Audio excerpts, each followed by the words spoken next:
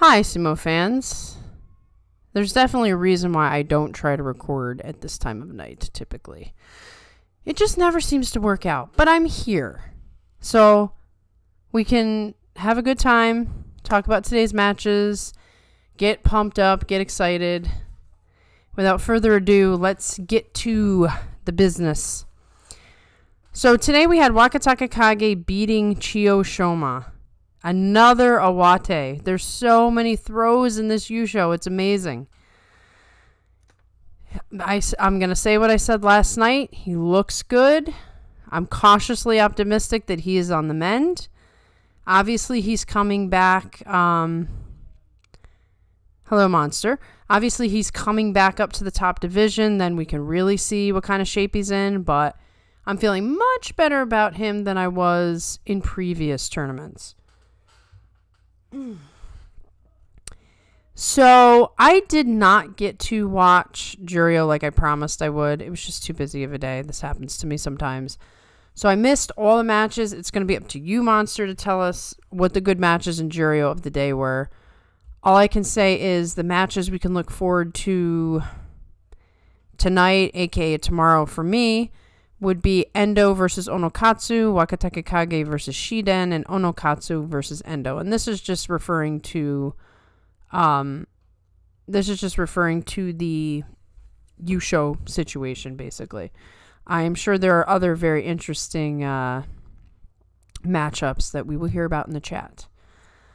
So, for Makauchi top division notes, Ichiyamamoto mauled Ryuden. I didn't expect that. I don't know what fired Ichiyamamoto up all of a sudden, but Ryuden just could not handle him, so that was interesting. And then in the battle of the dark purple Mawashi, Roga is still, I still say he's fighting awesome. I mean, he's fighting like a machine. I don't think his record's going to reflect it at the end, but man, let's see what happens in July. Owate Dashinage. So another Owate. Sadano Umi versus Churano Umi. There was at least one Sotogake attempt, maybe two. They were all over the dohyo. And then it ends with an awesome Uwatenage right at the edge. And they sort of slow tumble out of the ring. And it was just complete chaos. Nice match. I wasn't going to give that one credit, but that was a nice match.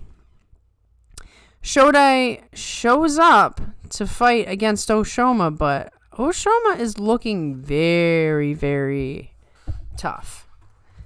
And I kind of, like I said in last night's stream, I kind of avoided him because I knew there was scandal, and so he was new, so it was easy to just sort of, I won't pay attention to him, but he's going to make us pay attention to him. He's looking like the dark horse in this tournament. Do I think he'll win? I don't know, but do I think there could be a playoff with his name in it? Maybe. John and I were kind of talking about it, and he sort of convinced me that there's a good shot that, Kotozakura and Oshoma wind up in a playoff. So we'll have to see. Toki Hayate showing tenacity. He's staving off the Makakoshi for now. Takara Fuji had no shot going chest to chest with Onosato. He got dominated. However, Takara Fuji, he looked solid like he typically does. I think he is probably in his best fighting shape that he's been in the last year or so. He's had a lot of tournaments where he was just done the second he got hit on the Tachi. But, here he was going up against Onosato, the guy, obviously younger, obviously more powerful, and, he stood his ground. And then we had the battle of the pusher and puller. So Abi beat Shonan his way, Shonan Umi. He sort of used his entire body to charge under the arms with that last push.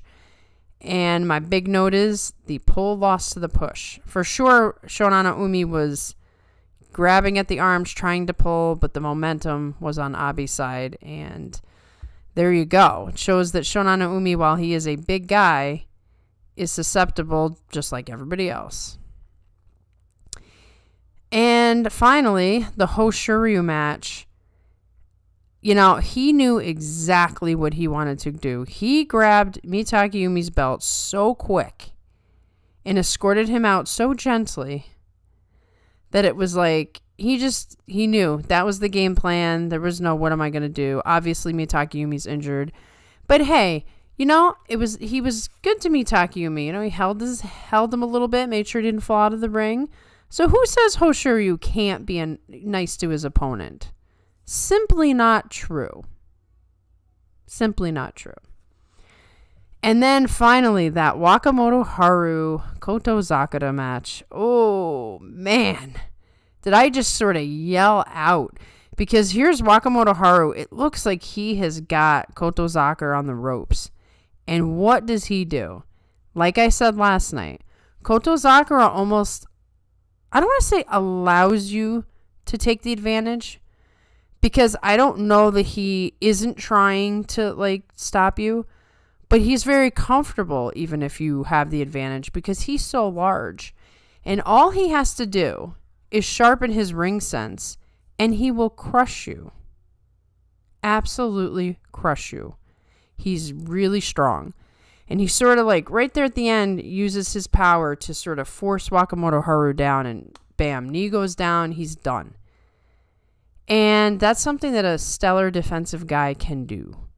So he's going to be an absolute monster when he gets himself all into the best. Like I said, John and I were talking about this specifically. He has to sharpen his ring sense enough to where he really knows when it's the time to make his move. And today he certainly showed that.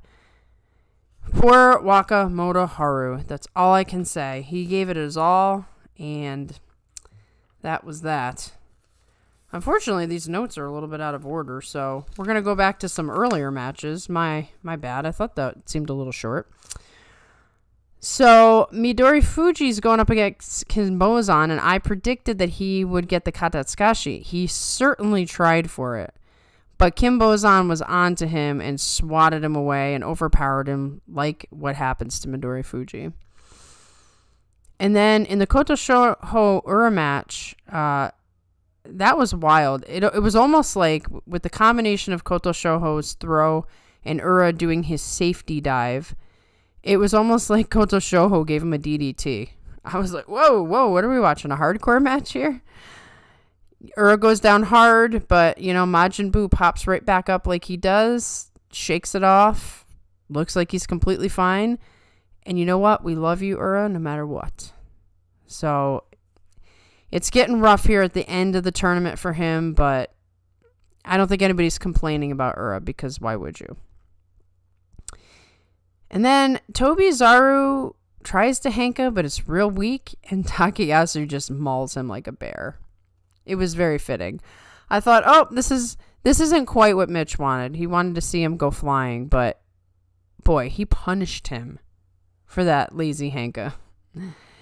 And then Hida-Omi and Gonoyama, they really went at each other, but Hida-Omi throws Gonoyama off balance, blasts him out, shows that he is hungry. He's a very hungry fighter. That's what's exciting about him. He's smaller, so he's, often in a disadvantaged position. But if he keeps up with the desire, there are matches he'll win that other guys won't, just because he doesn't give up. And then Atami Fuji really looked like this regal, longtime sumo wrestler as he pushed Oho out. He's desperately trying to salvage his record. He's had a decent tournament as far as the effort, but this has happened to Atami Fuji since the sort of letdown of, his high rise to begin with. Once you get that high and everybody's got a target on your back, it gets more and more challenging to reach the next level of your capability. And he's sort of trying to figure it out. But man, when he figures it out, he's a big, powerful man as well. And he's got some style to his move. So hopefully Atami Fuji will just kind of put it together, and we're going to see a future Ozeki at the very least. Meisei versus Daisho. It did live up to the hype. Back and forth.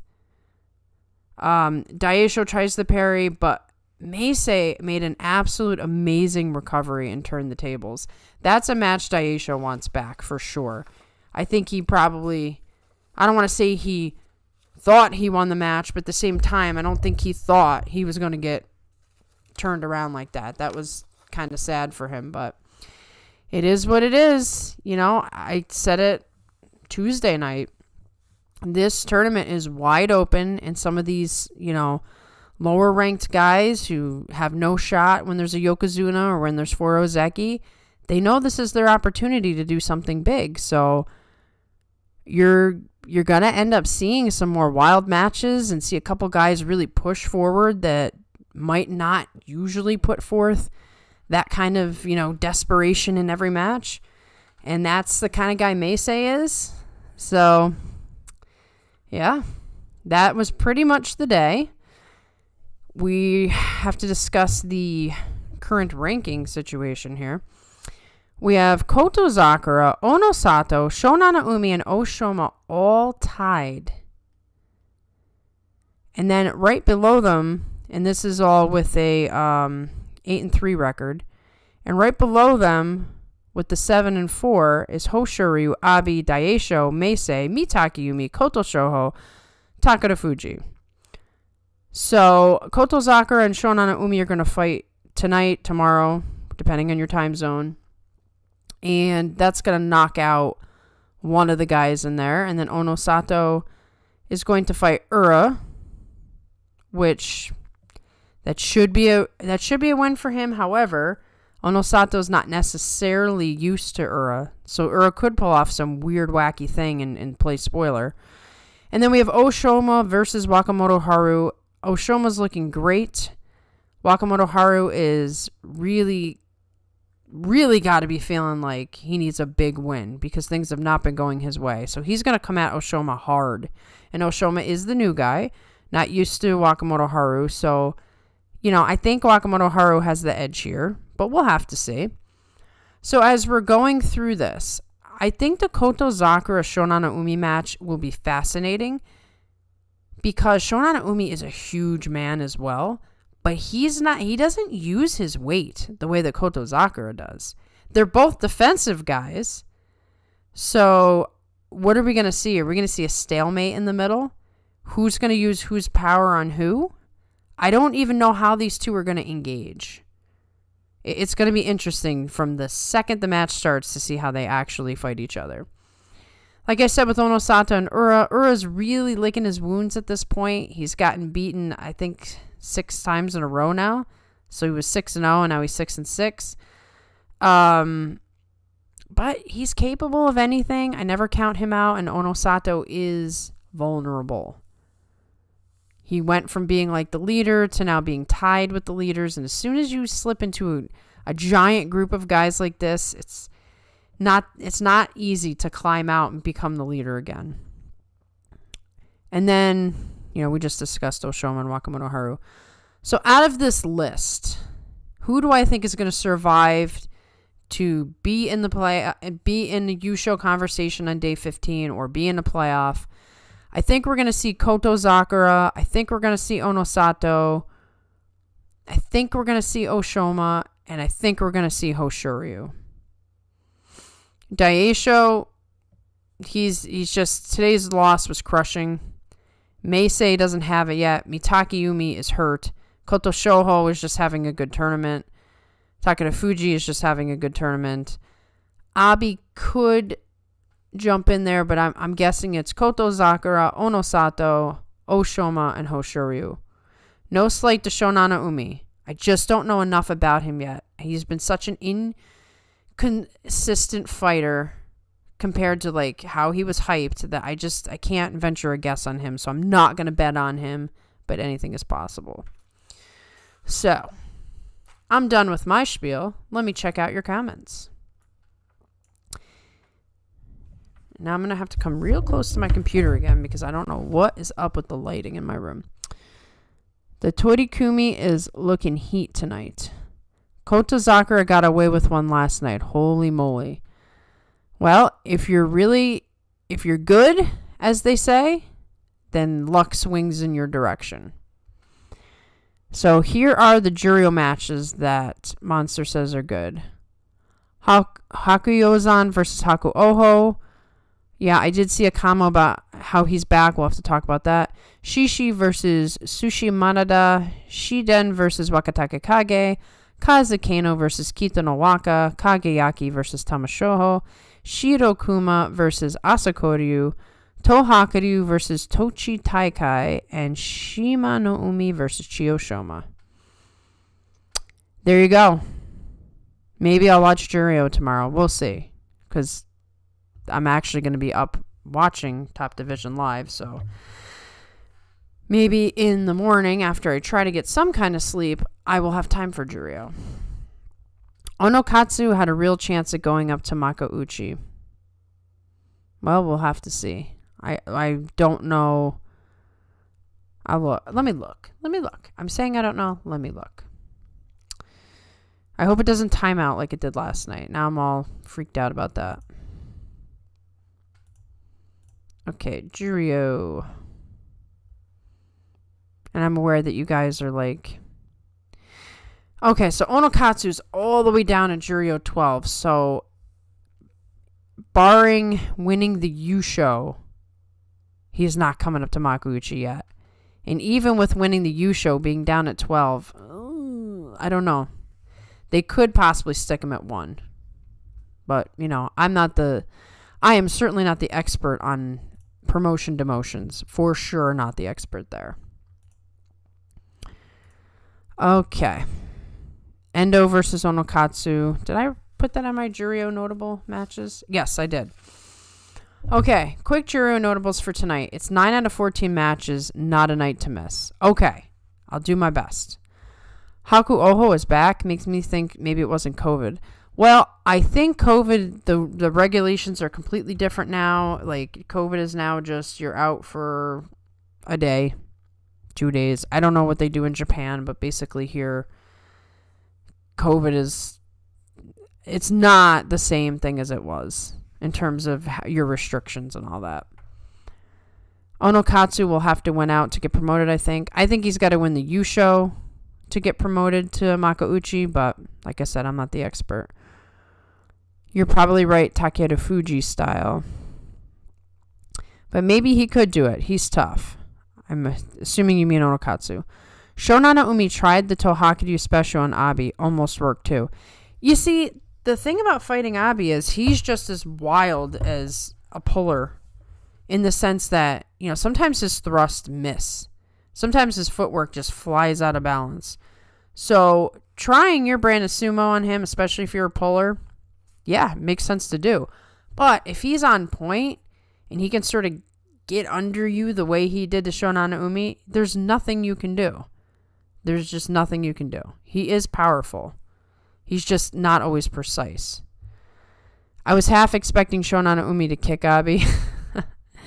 No kicking in sumo. I thought you had a guest on the podcast tonight.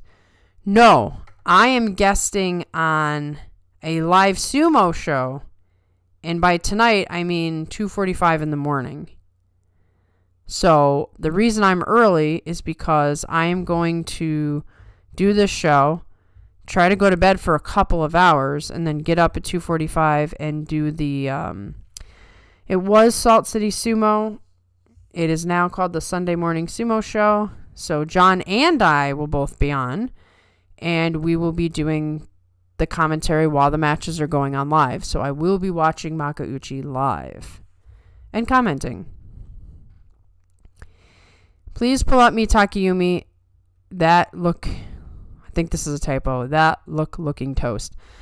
Yeah, maybe Takayumi just wanted to try. Maybe he just pulls himself out, but we'll see. Oh, well, this is a live stream, not a podcast. That's right. It is a live stream, but the channel is a podcast. This is the basho Mitch has been waiting his whole life for. Tobizaru looks truly lost out there. Yes, all the negative things that Mitch has said about Tobizaru have come to fruition in this particular tournament. So he should be very, very happy. And if he's not happy, it's because he's a hater. Hiroumi looking real nice this basho. He's fought hard every single bout. This is a soft ceiling for him. John is a strong believer of Hiroumi, and he has been since the moment the guy came up. So I knew there had to be something in there because John takes a keen interest in the tangibles, as they say. And we all knew that he had this inner fire, but could he put it together to win matches? Like, you can have the heart of a lion, but if you're not strong enough or technical enough, it's not going to mean much. So it looks like he's finally putting that together. I'm becoming a Meisei hater very quickly. Now, why do you hate Meisei? Is it because he's beating the guys you want to win, or is it something in the way that he fights? And Mike says, when is Ura going to figure it out? Well, that's an interesting question because here's the story of Ura. Ura has said in many interviews that he just sort of does his thing. He just does his style of sumo. He doesn't plan it out. He doesn't scout in advance. He just kind of does what inspires him in the moment. And when he made it up to Sanyaku, he actually made the statement of he didn't belong up there. He didn't feel like he was a good enough sumo wrestler to achieve the rankings that he has achieved. So this is a personality thing. So maybe, figuring it out is a tricky way to put it because Ura is who he is and he's not going to change. Can he possibly figure out a way to be more consistent? Maybe. But I think this is just kind of what we're going to get. Unless he becomes a different human being. And gets a little bit of luck. And, sumo's so chaotic right now. Certainly there are things that would help him to achieve greater heights. Just taking advantage of the Sanyaku falling apart, for instance. The weird thing to think about is this is how sumo is now. It's not like when someone would win, but Hakuho would return the next basho and dominate. I know. I got really used to that was the way. That's when I came in. I came in when Hakuho was, injured more times than not, but he would take a tournament off and he'd come back and beat everybody. And the question was always going to be, is anybody going to challenge him? Is anybody going to make it close? Is anybody going to take a win off of him? And this went on for several years. It was kind of amazing that he pulled it off that way, considering how many injuries he has. But now, with him gone, the stability has crumbled. We briefly had a Band-Aid with Terunofuji. When Terunofuji just rose up and just was really super strong, we got glimpses of what we had. But then all of a sudden, like John says too, there was egg timers on his knees. And as soon as the timer went off, that was it. We were right back to what sumo is now. And it will be this way for a while until guys figure out how not to get injured. I'm not necessarily placing blame on them. It's more of if somebody figures out the secret elixir, like maybe they should all hang out with Tamawashi or something. How is Tamawashi still fighting in his 40s and he's okay? With that said, Tamawashi's not fighting as Ozeki, so maybe that's the secret. Don't become Ozeki. Just go for Yushos. I don't know. Hiroumi is lucky the Sanyaku are so banged up, but even so, this is great for him. Hope he gets to Komusubi after this basho. Yes, he is lucky in that sense, but not every guy takes advantage of it. So it's like I was saying before, it's a little bit of luck with talent that makes a combination that gets you what you want. So Hiroumi is rightfully fired up because he sees his opportunity and he just needs to go for it. And I hope we see him in Sanyaku as well. I called Shonana Umi. I'm not sure how many people aside from me were hyping him up. You called him, but I will say John also was hyping Shonana Umi up. I was not. I was not necessarily a believer. I'm cautious in my picks. And my picks haven't been great. They've all been getting injured. But, again. And John definitely picked up on him as well.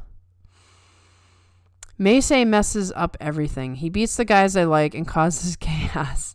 He's like Shodai, but without the likability and meme potential. He will randomly dominate a guy he routinely gets beaten by. Just you guys will see this after the fact. I put Shodai winning the Yusho as the thumbnail for this video because I feel like that is the representation of the chaos. Like, it would just, it's like Shodai winning. I understand your point there. But you know, Meisei trains with Hoshoryu, so he's got a little bit of the Hoshoryu, you know, sneer, perhaps. And he's kind of like a 9-to-5 working man doing his thing, and he's taking advantage of the chaos. And he is good enough to beat guys if they're not on their game. So I could see why he's bothering you. Like, if he bothers me when he beats Takakeisho. Takakeisho definitely has a hard time with him. So I get it. I don't dislike him, though. He doesn't fight Takakeisho enough for me to establish an irritation. No Henka from Abi yesterday now that he has 8. Is it Henka time? It's always Henka time for Abi. I feel like he's gonna Henka at some point, but we'll have to see. Another guy who messed everything up was Futahaguro. Basically cost Kaiho and Takakeisho Yokozuna by making the strict Yokozuna promotion criteria. Oh, you're going to have to give me the background on that. I don't know anything about that. Meisei is basically budget Yoshikaze. I love Yoshikaze. Yoshikaze was awesome. So I guess I could see you saying budget Yoshikaze because he's not quite as talented. Yoshikaze would mess everything up for everyone at all times, especially the Yokozuna. I mean, the Yokozuna didn't really like fighting him because he would just do things. He would fire Hakuho up bad. Those are some of the best matches. Even in a loss, it's like Hakuho was so mad at Yoshikaze. I challenge you to go back and see if you can find some of those matches. They are classic.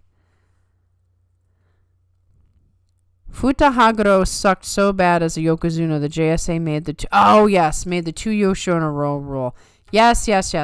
I'm sitting there thinking, man, his name looks familiar, but I don't remember the story. Yes. You know, there's always been potential for that. I mean, think about it. Shodai maybe could have made Yokozuna if they didn't have the rule. And then how would you have felt if Shodai was a Yokozuna and did what he did? So I get it. I actually think that if Takakeisho could have pushed ahead and got the Yokozuna promotion earlier in his career, he wouldn't be in the shape he's in now. Because they've given the Yokozuna so many opportunities to take tournaments off. But that doesn't mean he would have been a good Yokozuna. So I'm not sure what would have been better in that scenario. But who knows? Maybe he would have been able to fight more. Makauchi notables: Roga versus Hokuto Fuji, Sadano Umi versus Toki Hayate, Takara Fuji versus Kim Bozan, Ryuden versus Shodai, Churana Umi versus Koto Shoho, Hira Omi versus Takayasu, Atami Fuji versus Onosho. Definitely looking forward to Hira Omi versus Takayasu. You got the fired up young guy versus the former Ozeki Takayasu, who is just cleaning house. Love that man. Atami Fuji, Onosho, that's a good match. You're going to have power with Onosho. You're going to have absorption with Atami Fuji. And you have an Atami Fuji who's really just trying to salvage his tournament. So I think he's going to be a little savage. And then Roga, I've been enjoying all of his matches this tournament. I'm excited because I was a little bummed when he first came up and he really didn't show much. And I thought, oh man, did we get duped again? Like another guy who's going to be good and he's just like, okay. But he's starting to show me why people took note of him. And I'm looking forward to the progress. I don't remember if you mentioned Meisei versus Abi. I did not. Did I? No, I did not. That is going to be an interesting fight. Those two guys, maybe that's Abi's Henka match, but I don't know. That's going to be an interesting fight. A Yokozuna Shodai would hand out gold stars like Halloween candy. Exactly. Truth be told, in an alternate universe where we don't have strict criteria, Shodai could have been Yokozuna. We could have had Takakeisho, Shodai, and Asanoyama. But then if Asanoyama was Yokozuna, then he would have been kicked out of sumo when the scandal hit, as opposed to being demoted. So who knows if that alternate timeline would have actually been good for anyone. Ten Shoujo has Kachikoshi potential in Makushita. Also, Kiho Kawazoe is fighting tonight, this basho. I'm confused as to what name he's actually going by. Is he going by Kawazoe now? I don't know.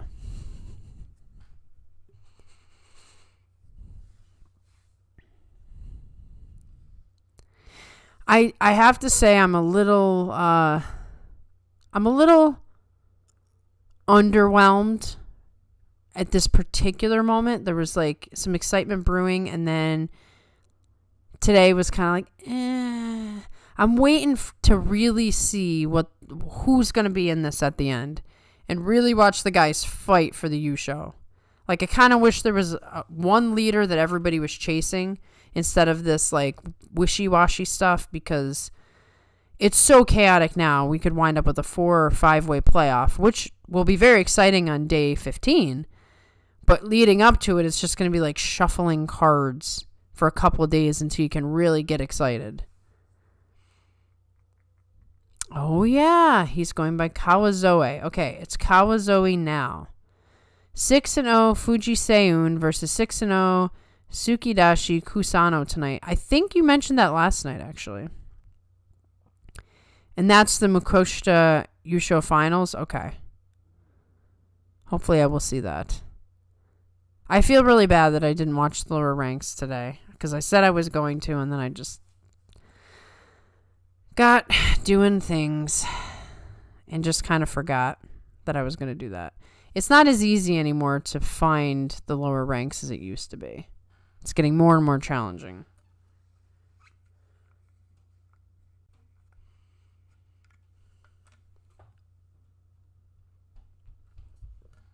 Where's Mitch tonight? He said he was going to come and force me to stay on for many hours by throwing in non sequiturs and all the stuff that you guys did to me last night. This kind of happens, though, when you get towards the end of the tournament and there's not a whole lot of certainty as to what we're looking at. It's not like there was anything too special in the card that night. It's okay. Yeah, like I said, I'm sort of just waiting for something to happen. Waiting for obvious signs. At this rate, we could have an 11-4 Yusho and I wouldn't be shocked. I really wouldn't. Because if you look at the 11-4 potential, we have Hoshoryu. Very possible that he just turns this whole ship around. Abi has won before. Daisho has won before. We can pretty much take out the rest of the guys. I would be glad to be wrong about that, but I don't see any future in this Yusho or in this basho for Mei Seimi, Takayumi, Koto Shoujo, or Takeda Fuji. And I'm still not a believer of Shonan Umi, but I hope he proves me wrong. I'm not saying he isn't a good wrestler, but I'm not ready to say, oh yeah, he's winning the Yusho. I can't see that. Sad that Dewa Nojo and Aki no Yama, the two over 200 kilo guys in Makushita, didn't fight this basho despite being so close in the Banzuke. Huh, that must be quite a match. Would 11-4 for Hoshoryu or Kotozakura put them on a Yokozuna watch? Yeah, it's a probably not, but it would. Well, did you guys see in the, I think it was, I don't know if it was an article, but apparently Kisa Onosato now, what is his name now? Is it Oraiso or is it? It's Nisho no Seki now. See, there's been so many name changes. Kisa Onosato, Nisho no Seki, Todo Onosato. Don't get too excited because 11-4 does not count as a Yusho for, like, that just doesn't count. You might get it, but it's nothing. So if Kisa Onosato is saying that, I'm sure the Yokozuna Council is probably saying that too. It's sort of like Zeki who gets a 9-6. It's like, oh, great. okay, you held your rank. You know, there was a time where the standard for Ozeki, and it wasn't that long ago, was like, what do you mean you got a 9-6? This is not Ozeki Sumo, and you'd be getting a warning for a 9-6. You'd be getting a, hey, get it together for a 9-6. Now they're just praying for guys to, please, get your 8 wins and get out, you know. So I don't think it'll put them on a Yokozuna watch. However, they reserve the right to do it if they want to. So let's say either Hoshoryu or Kotozakura does a Zensho Yusho the next time. They give him Yokozuna. If they show some sort of dominance at the very next tournament, they're giving it to him. They want a Yokozuna bad. So I wouldn't say in isolation 11-4 gets you nothing. It gets you something if you destroy in July. Yokozuna Deliberation Council would not be impressed, I think. 400 kilograms of man would probably destroy the dohyo or shimpan, to be fair. I wouldn't want to be next to the ring in a match like that, for sure. I want 12-3 Kotozakura or Onosato Yusho. Otherwise, I feel like this Yusho would mean next to nothing.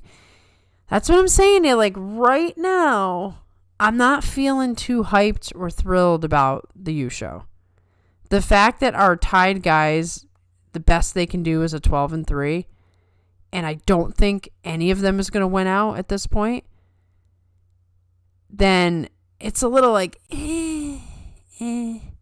But if something crazy happens, then we'll all get excited. So it's too early to say whether this whole Basho is a disaster or if it's going to be like the most exciting, awesome thing ever. Right now, it's kind of like, just give me something. It feels like Onosato versus Kotozakura, even though there's other people in the race. That would be the best bet. Although Oshoma really is sort of creeping up there. He could be the dark horse. Hoshoryu, I do think, probably has just lost too many times, and I think he's not done losing. But you never know. You never know. If he suddenly figures his stuff out, and he is capable of beating everybody. But I need Chaos Shonan Umi to win. I don't know. Something might happen today, maybe. I'm hoping so. There is potential today. First of all, you're going to thin out with, Kotozakura and Shonan Umi fighting. One of those guys is going down to the 4. Oshoma, if he loses, he's getting knocked out. Onosato, if he loses, I say knocked out, but knocked into the 4 loss category, which I still think has a good shot. So, tonight is at least going to sort things out quite well, which we need. We definitely need that. So, and I'm doing the live commentary while that's happening, so that could be cool. I give as most probably Kotozakura wins out. If loses to Hoshoryu, then Hosh takes the playoff. I do want to see a playoff. Like, this tournament's been such a train wreck that a playoff is probably the only thing that can salvage it. So, we'll see. I think everybody wants to see Hoshoryu in it. I mean, there are people who really despise him, but even in your dislike of him, it's more exciting with him in the match. It's like when Asashoryu was there.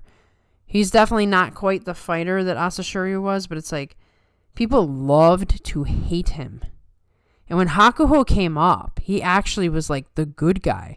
For all the flack they're giving him now, he was the good guy. And it's like, you need to come in and handle the bad guy of sumo. You need to come in and fight him and be our hero and wear the cape. And there was this great dynamic going on where it's like the bad boy versus the clean kid and the new guy who's going to take the torch and all of that stuff.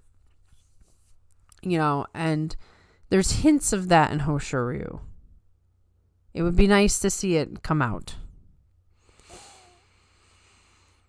If there is an 11-4 Yusho, I hope Kisanosato takes off the robe and is wearing a mawashi underneath and then beats the Yusho winner and takes the trophy. That would be classic. Classic. I would love that. I bet you he's still in good enough shape to actually beat a whole bunch of the new guys. too many injuries. Injuries have destroyed the Basho. Yes, they have. And, you know, the Chris Sumo video says, you know, that the top guys are claiming it's because the guys don't train enough. Maybe that's true. And if it is true, okay, great. So how can you get them to train more? You know what I mean? Like, just saying, hey, they need to train more is not solving the problem. I think something has to happen because there's not a huge influx of new guys coming in like there used to be. Eventually, you're going to thin it out so much, there's going to be no one to fight. And there's just going to be guys doing placeholder things or, you know, coming in to fight when they're not able. And then after taking the trophy, he announces his return to competition as the Yokozuna and Teru retires. That would be so amazing. This is like the greatest sumo fan fiction I've ever read. Marcy says, after Takeru Fuji's insane, almost awesome thing ever Yusho in March, almost anything would be fairly dull in comparison. The contrast with just how dull this Basho has been can't be greater. You hit the nail on the head. It's like we had such hype. We had this young guy come out of nowhere. He is bulldozing people. He is powering them. They don't even know what hit them. Then he gets hurt, and you're like, is he going to win the Yusho from his couch? And he comes in and fights anyway and wins when he didn't need to. And it's like, yay, hooray, Sumo saved. And it's like, okay, now he's out and he's getting demoted to Juryo. Fantastic. Absolutely fantastic. We're going to ignore that phone. So, yeah, and then you come in and it's like, Terunofuji's gone, Takakeisho's gone, Kirishima's gone, and now he's getting kicked out of Ozeki. Wakamoto Haru disappears for a little bit of time. Takayasu disappears for a little bit of time. Asanoyama's out when he finally returns to Sanyaku after 3 years.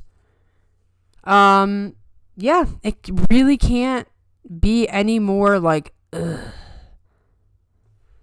It really can't. It's like, come on. We really kind of needed some exciting person to come in and do their thing. And we kind of have it with Onosato. But, you know, he's starting to lose it a little bit. So hopefully he can salvage it.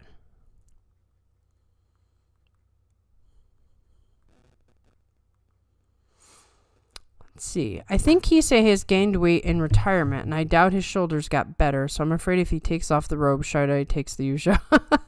Like I said, I put Shodai holding the trophy as the thumbnail for this video, because that is what I think accurately represents this whole thing. It's like, toss a coin, you know? It's like, okay, it's going to be me, Takayumi, on one leg. He's going to win the Yusho. Hello, Mace. He says, ahem, Mace moment. If everyone in contention had one less win, this would be more exciting. If everyone in contention had one less win, this would be more exciting. I really wish it was like 2 losses. We just need a battle royale at this point. Yeah, I think we do. I think this Basho is like going down in flames if we don't get that. We will sort of get that if there's something like a 4 or 5-way playoff. Obviously, they won't all be fighting each other at the same time, but we'll be sitting there waiting for each guy to fight.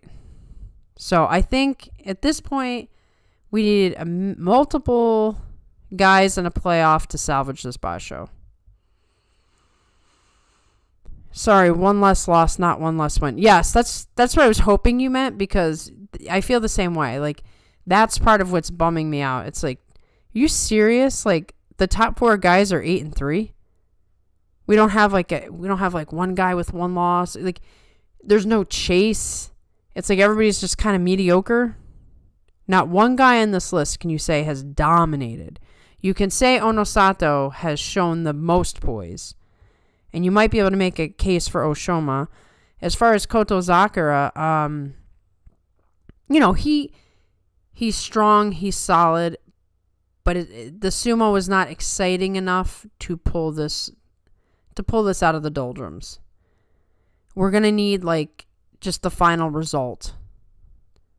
That's the only thing. We can analyze after the fact whether it was good once we know who wins the Yusho.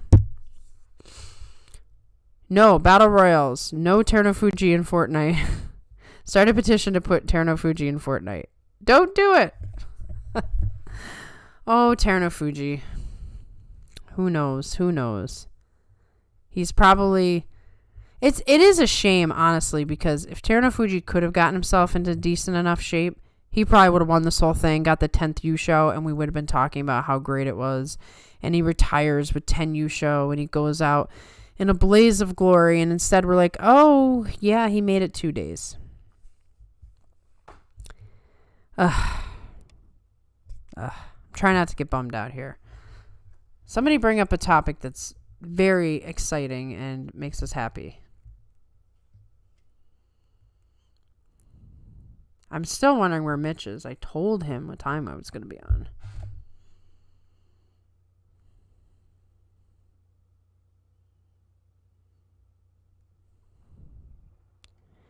Yeah, if Terunofuji got the Yusho, I would have been happy. I think that would have been a beautiful, like you could, everybody else could be out, and it's like, okay, Terunofuji just like beat up the small guys, but hey, we don't care. He got his 10th Yusho. Why couldn't that happen? Maybe he should have stayed in and waited and saw, oh, wait, they're dropping like flies. Oh, God. I'm already seeing your comment, Monster. I will get there. If he put himself in the tournament looking like he did, I can't see him coming back again. Yeah, I wonder if we'll ever see him actually fight again. I just don't see it. I actually don't think we ever see him get in the ring again, but maybe I could be wrong. I can't see Terunofuji doing any Fortnite dances with those knees. No. You just hope the poor guy will, like, in retirement, can get all the surgeries, repair all these broken parts, and then we see him much healthier, much happier as a coach. Bobobo is exciting. It makes me happy, but you think it's too funny. I don't know how to explain it to you. I just don't know how to explain it to you. I'm somebody who likes to laugh, but it's only funny if something serious happens first. I find the funniest thing is when a serious character says something that's not supposed to be funny, and everybody thinks it's funny because, they were off guard or something. I think you guys are funny, but Bobobo, just too funny. Marcy says, Juryo promotion of Wakataka Kage on the horizon. Is that promising enough? I believe we will see Wakataka Kage in Makauchi next time. I think it's all but assured at this point. It will be very interesting to see the difference between him fighting in Makauchi and Juryo.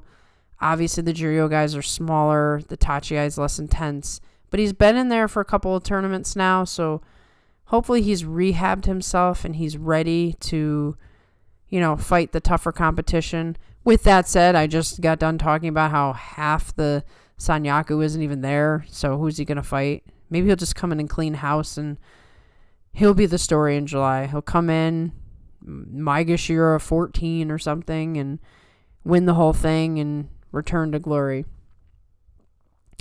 No shot Teru's good for July like he says he is. Oh yeah, I just don't see it. I do not see it. I really, really don't. He looked so bad at the start of this tournament that I'm like, he's already done. He is a man who's just not ready to give it up, and that part of that is because January went so surprisingly well. I think if January had been a disaster, he would have already retired. I don't want to see Terunofuji like Shibatayama Oyakata walking around with a cane. Yeah, well, a cane's better than a wheelchair. I mean, he's got 2 bad knees, so yeah, it's time. It's time. Wakataka Kage Yusho next time. At this point, it could happen. It could. If he's healthy enough, it could happen. I question. I mean, he came back from an ACL injury in 6 months? That's insane. I mean, it was less than, I think he was training 2 months after the injury. That's absolutely insane. So if he's a good healer, okay. But I will not place any bets on him just yet, only because of the injury. Talent-wise, he could come in and wipe the floor with who's hanging on right now, except for Hoshoryu. And I guess Kotozakura as well. So his real challenge would be at the top. But Takakeisho's toast. Kirishima's, who knows.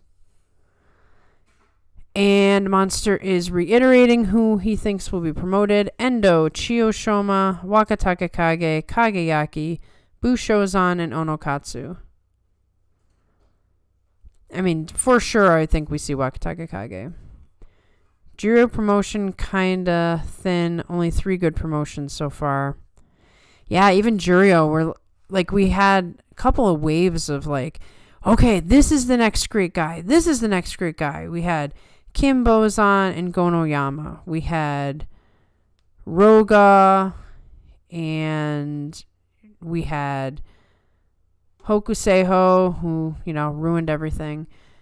We had Onosato, we had Haku Oho, we had all these guys, and now all of a sudden it's just we're really waiting.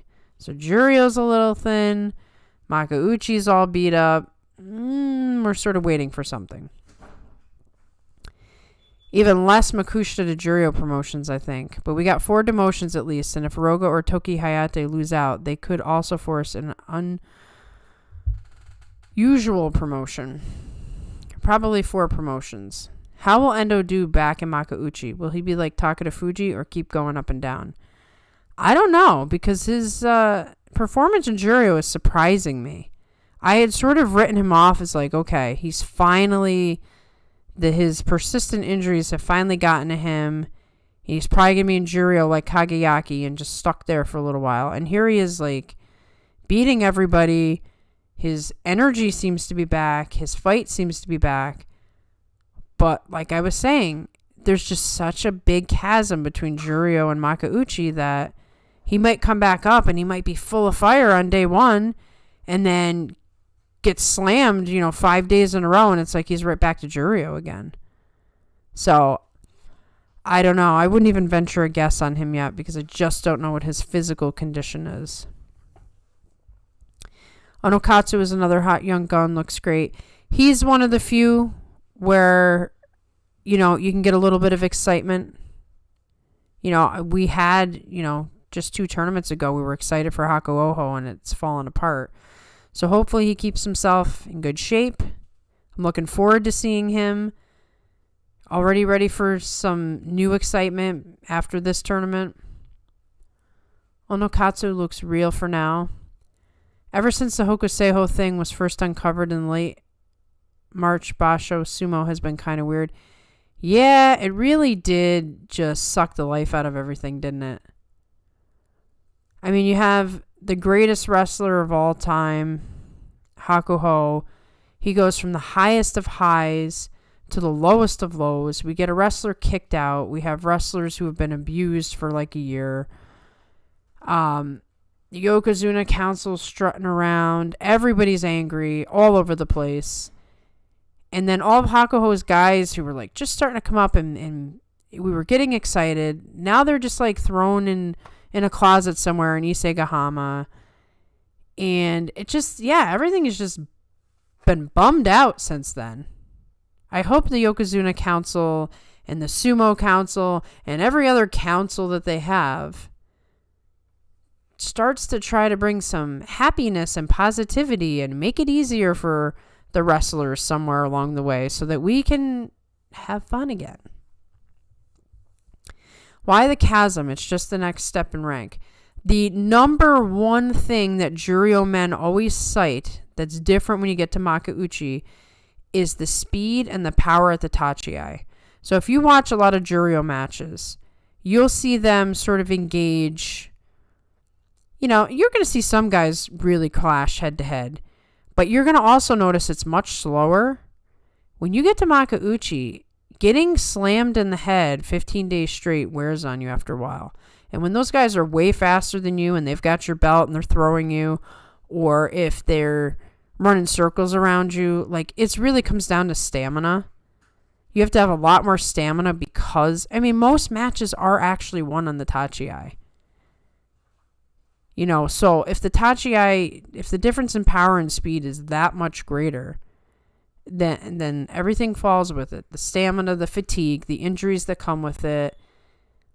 It's just rough. It's the gauntlet. Hatsu Basho, not harsh Basho. Yeah, I tried to figure out what the typo was. I'm like, did he mean March? But Hatsu, okay, there we go. Harsh Basho was good. It is. It was a typo, but it's a fitting typo. This is the harsh Basho. This is the dark timeline. True. Seems to have thrown Haku Oho for a loop also. Well, Haku Oho came in hot. And he must have been feeling the shoulder to preemptively get the shoulder surgery. And now, you know, who knows? It seems like his other shoulder's a problem. Then they say it's COVID. He's definitely got some more injury issues. And he's out of luck. Juryu is much less demanding at the tachi. It is a different environment. Yes. And don't count out the difference in fan size. May seem like a minor point, but like I've actually taken the time to watch sumo. Only one time was I able to do this. I was like, I'm going to stay up all night. I think it starts around 11 or 12 at night for me and then goes till 5 in the morning. I'm like, I'm going to watch every single match. The crowd, there's like 3 guys when it starts. Then there's 10. Then there's 20. When you get to Juryo, then you start to see the crowd increase. But they're not that loud. As soon as Makauchi starts, the crowd goes insane. And that sort of pressure is also difficult if you're a brand new guy who's been fighting, you know, several years or several months with barely any crowd environment. And then all of a sudden, people are just surrounding you and going nuts. And now your heart's beating through your chest and you got to fight this guy who has an aura. And I can sort of speak to this a little bit. I was saying on the stream the other night, I entered into my first karate tournament and not a whole lot of, like, the lower rankers just didn't sign up. So I get there and I don't know who I'm going to fight until about 30 seconds before it started. And it was a black belt. And she's a very fast, powerful black belt. And I thought, I was immediately intimidated. I had been fired up all day. No matter who it is, I'm going to fight. Immediately intimidated when I saw. And they're like, oh, and that's your first round match. And you guys are first. And I literally had a moment where I was like, I so get this sumo thing now. You can train and fight and try and put in your head that you're going to do great. The second you see somebody that you know is way better than you freeze up. Until you get used to fighting people who are way better than you. It's just natural reaction. But in the Juryo Maku borderland, it's mostly the same guys going back and forth. Yes, but you aren't going to fight the same guys. Like, there's going to come a point somewhere. That's why you'll see some of the new guys might have a good first week. By the time they get to the second week, they are just done. Because they're going to start, if you're successful, they're going to start throwing the higher level guys at you, and then that border is going to disappear. Plus, you have the fact that fighting for 15 days in that environment, it's just more exhausting than Juryo. Hello, Stargazer. We should do the opposite for next tournament. Wish them bad luck and failure, and we'll see great sumo. I have often thought about trying this reverse psychology. We need another big sumo event like the Earthquake charity event. No occasion, we just need something to feel good again. I need more Takayasu and Hiroumi singing. I agree. Can we just have like some big event where everybody's like shaking hands and making amends and Hakuho is there and everybody just says we're going to start fresh and we're going to have fun and we're going to live stream it for the world to watch. I think mentally realizing you're in the top division has an effect on guys too. It does. And that's why I'm saying like just the increase in the crowd actually makes that more real. So it's one thing to say, okay, I'm in the top division. I'm going to fight these guys who are, potentially way better than me. Oh, and the crowd is going nuts. And if they really like you, they're cheering for you. Now you have this internal pressure of, well, I don't want to disappoint them. And then you have one bad match and then it just spirals and then you're coming in all Eeyore. It's tough. The mental game cannot be denied in this whole sumo thing. The pressure for Kachikoshi goes up, yes, because you get put into the very bottom. And now you have to get 8 wins or you're going right back to Juryo, and nobody wants that. So whereas when you're in Juryo climbing for Makauchi, it's all like happy fun times. Like, yeah, I'm going to do it. Yay. But once you're there, holding on to it is just so hard. It's hard to prepare for the mental aspect of going to an event. Absolutely. You'll see it with any event, any type of thing that somebody does where you're performing in front of others. It's just mentally exhausting. There's definitely something there, just not sure what, but I look at Roga and Bushoizan often dominating Juryo and then oh, trust me. Trust me, I thought the same thing about poor Roga. I was like, oh, Roga, you look so great in Juryo. Then you come up and it's like, no, still not ready. I don't know how karate works in a taekwondo guy personally, but I relate to your experience. There are a lot of similarities. I actually started off in taekwondo, so I had to make a few adjustments when I decided, okay, I'm going to try karate. Very, very similar, but there are differences. Karate really emphasizes the punching a lot more, and taekwondo emphasizes the kicks.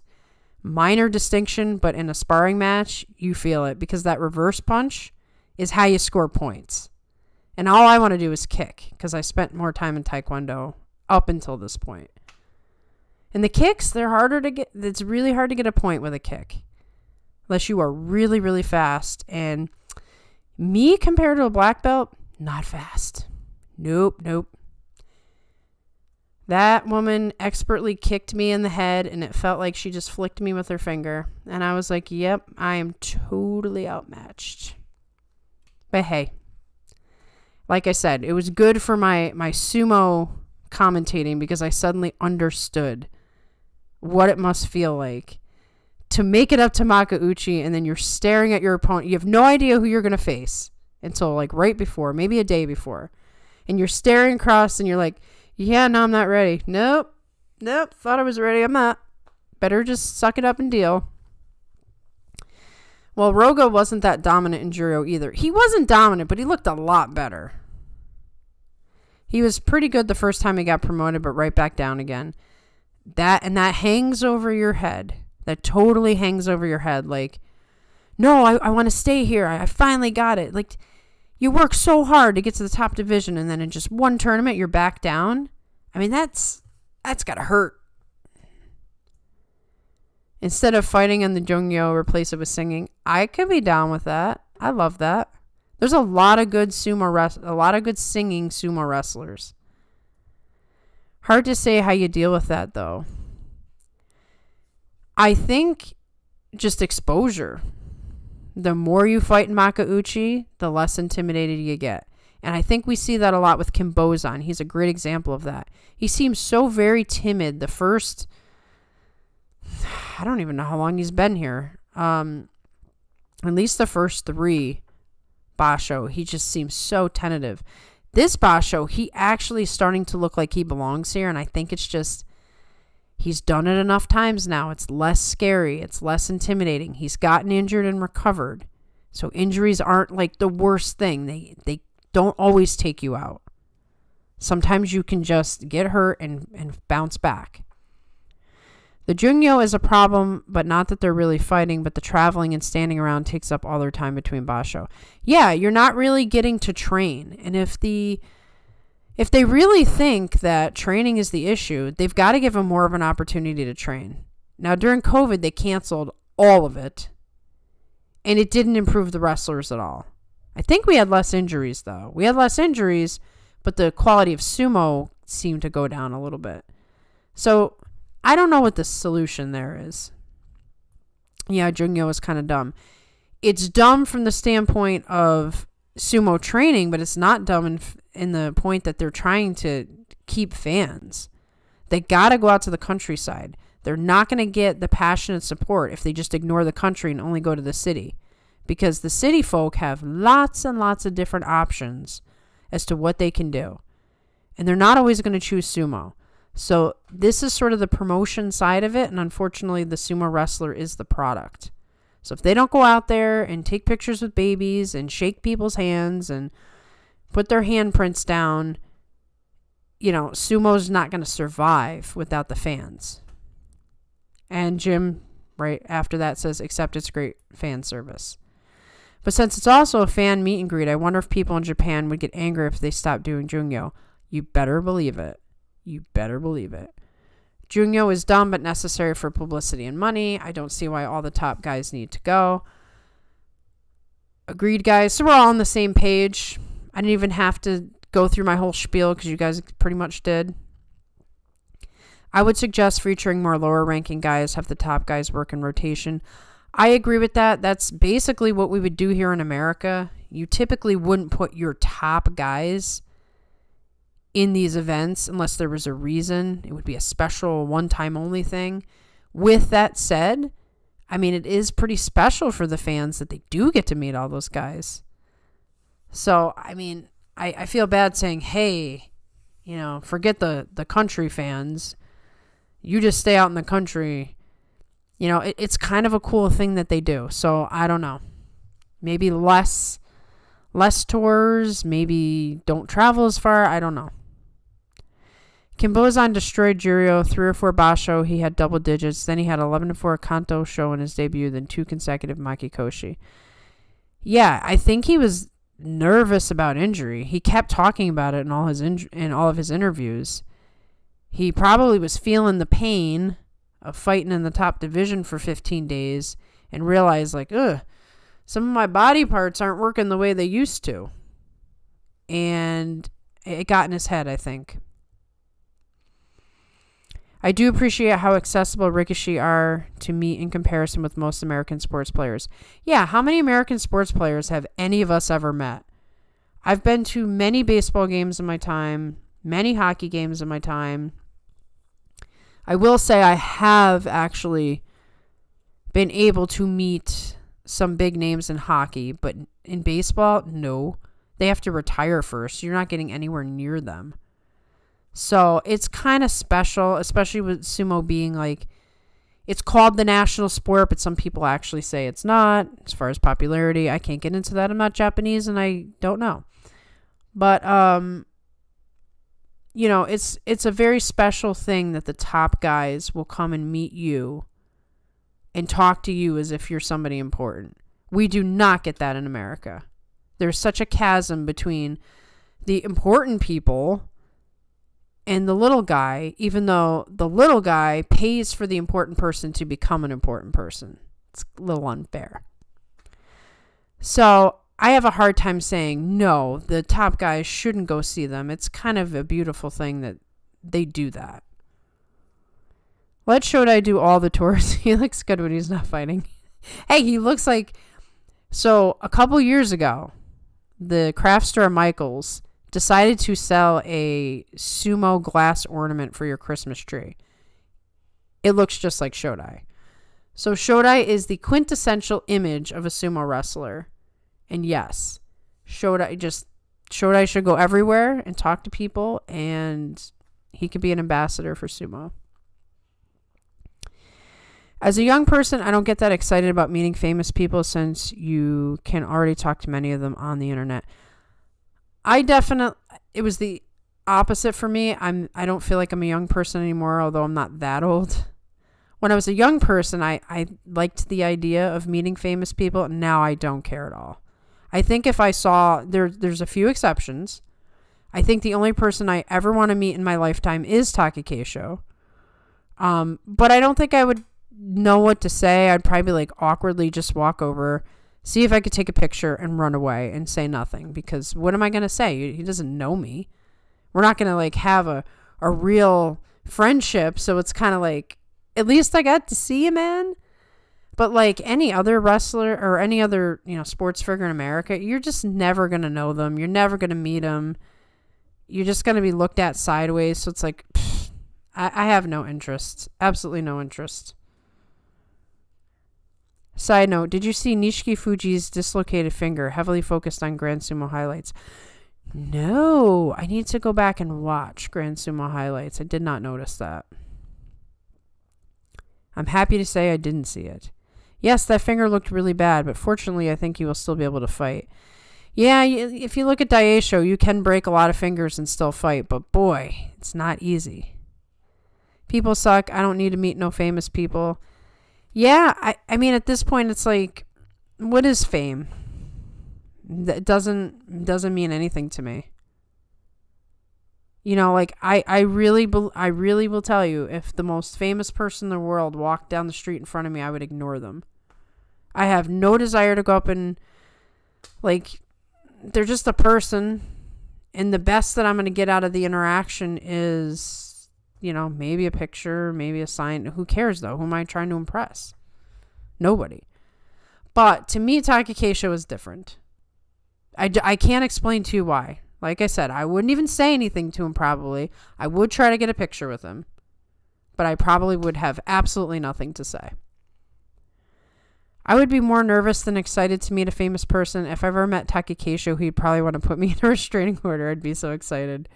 Well, it stinks with the language barrier because, you know, he would have no idea. He would see you were excited, but he wouldn't necessarily know what you're saying. Hey, at least you can get Takakeisho to lift you in a princess carry. Endo used to do a lot of this. That would be amazing. My goodness. I want to learn Japanese just to meet Takakeisho, just to be able to talk to him for 5 seconds. The language barrier really stinks there. But yeah, seriously, he's the only one I want to meet. I did meet my favorite baseball player of all time once, but it was after he retired. And that was very, very cool. That was very cool. He is a cool, normal guy in real life. Being famous sounds like it would suck, though. Oh, for sure it would. So I'm not even trying to make them sound like, you know, horrible people. I wouldn't want to be famous. I don't even show my face here on YouTube. I don't want no one to know me. Unless you know me, unless you're my friend. I don't want random people coming up to me, you know. So, I mean, being famous would be a hard life. Like, you get followed around by people and judged for everything you do. Not worth it. Absolutely not worth it. I love this next comment. If Takakeisho princess carried me, I could die happy. Same if he did his tachi-eye to me. Oh, man. I'm telling you. I probably won't get to meet Takakeisho until he retires. But if I find out there's some sort of event and Takakeisho's there and he's like, you know, calling people into the sumo ring or anything of importance, I'm just going to take all the money I have and I'm just going. Because I have to meet him. This is a requirement in my life. True Monster, I've heard Takakeisho is the funny guy in his Heya, but he is so serious it seems like he fears being judged in public. Not an uncommon thing in Japan. Takakeisho is a super, super private guy. I mean, we hear all kinds of stuff about everybody. And especially like if you compare him to Hakuho. Hakuho just throws himself out there. He's on interviews. There are specials where they're like cameras in his house and you get to meet all his kids and everything. Takakeisho didn't even tell anybody he had a son. It was like a kid shows up the day he wins the U-Show and everyone's like, who's the kid? Oh, yeah, I had a son. He's almost 2 years old. I mean, come on. I mean, some people probably knew, but there were people who were like, is that Takakeisho's son? But with that being said, you know, early Takakeisho, there were pictures and videos of him playing video games and watching anime with Daisho. So Takakeisho is probably super cool, dude. He has to represent. He's Ozeki. He takes that seriously. Being Ozeki means you have to be a certain way. And so he plays the role. He takes the responsibility, but he's probably like the coolest guy outside of sumo. He's like somebody you could be friends with if you could speak Japanese. If Takakeisho was Shimpan, I would pay any amount to sit behind him just to watch him instead of the basho. Oh, I would do the same thing. Like, he would never know I was there. We would never speak. I would just watch him for 5 hours. So based, Takakesho managed to hide that he had a son. Takakesho's wife is a dime piece, though. You go, Takakesho, keep that privacy. Yeah, his wife is like a famous former model. You know, he just like... Even that, nobody knew about that relationship. There was like little rumors, but it's like, here's Takakesho just gets a wife. Her father used to be an ozeki. He owns a dohyo in the basement. He just does his thing. He makes moves, makes decisions, keeps his life private. He's doing it the right way. I hope he has a brilliant retirement. And I hope when people look back, they see and appreciate what he actually brought to sumo. And appreciate the fact that he won a Yusho at 21 years old. Becomes ozeki right away. Stays ozeki when everybody else falls out. These are the things no one notices when you're at the tail end of your career and things are going wrong. This could be coming soon. Sadly looking unlikely. Takakesho couldn't fight well again. Yeah. These things are coming up because I really do think we're going to be saying goodbye to him sooner than later. And it's not because he wants to quit. I think he's going to be forced. He has a serious neck problem. And he's had the serious neck problem since he was like 23, 24 maybe. So he's been gradually ruining his neck year after year after year. And then he's so desperate to keep ozeki that he tries to throw Kotozakura with one arm and destroys his pectoral muscle. You need surgery to fix your pectoral muscle. You can't get surgery when you're an ozeki. It's not allowed, basically. So, dang, you're right, Bob. I don't want to think about it, but I know you're probably right. Yeah, like, this is such a bummer basho that it's like, we better not get some surprise retirement announcement from Takakesho or I'm just going to flip tables, okay? I don't need this. I need some happiness. That's what we want. We want singing sumo wrestlers and bean throws and happy handshakes, okay? I hope in the future we get retired Takakesho against retired Terunofuji in a charity event or something. Oh, I would pay big money for that. Yes. That would be a beautiful thing. I don't know what kind of relationship they have, but I kind of feel like in retirement, when they're both retired, they're actually going to get along quite well. Because they're both really hard competitors that put their bodies through everything, sacrificed everything. They got to have respect for one another. That picture of the Rikishi in the sunflower field. Yes. I would send my son to Takakesho's Heya if he opened one. Yeah, there is the big question of, last I heard, Takakesho did not have elder stock. With that being said, Takakesho keeps everything a secret, so, he might have it. He might be close to securing it, and he's not telling no one. But yeah, I would, oh boy, Takakesho would be one heck of a coach. Because he takes it so seriously. He takes his responsibility serious. He takes his reputation serious. I could be wrong, but I think he would be sensitive to the whole bullying thing. Although he was bullied quite a bit coming up. He's like the last young guy who really went through the old school training. So who knows what his philosophy is. You could name your son Takakesho. There's no law stopping you. Yes. But I won't do that. I won't do that. Being American and all, it might look a little strange, Watch Takakesho have Hakaku's Kabu. That would be something, huh? Isn't Hokuto Fuji in there? Isn't Hokuto Fuji going for that? I don't know. Sumo should evolve into a Japanese game show. Singing, wall of boxes, Komodo dragons. Hey, I'm for it. We need at least like one tournament. One tournament where we just get a break from nonsense. You're right, Monster. I will do that. So you're going to name your son Takakesho. Excellent. Takakeisho, what does that say? Takakeisho could either be very sympathetic to the bullying victims or a real old style hardliner. I know, that's why I stopped myself. I was like, wait a minute. I don't want to put myself out on a limb and say Takakeisho would never do that. Takakeisho got bullied to the nth degree since he was a kid. So I don't know the man well enough to know if he looks at it like, nah, you shouldn't have done that. You're too hard on these guys, or like, no, we need to be hard on these guys. And I'm almost starting to fall on the line of he'd be like, you need to be hard on these guys. Leo, welcome. Hello. Oh my goodness. 4 a.m. This is a commitment.